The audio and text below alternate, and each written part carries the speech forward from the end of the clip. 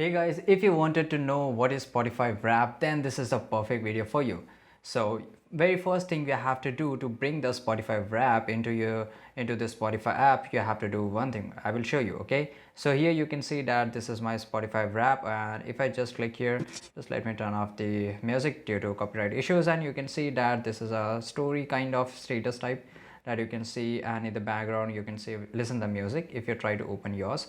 Okay, and here basically that in the year 2022, whatever the songs you have listened, and the algorithm of Spotify try to present you in a certain way that your favorite songs, right?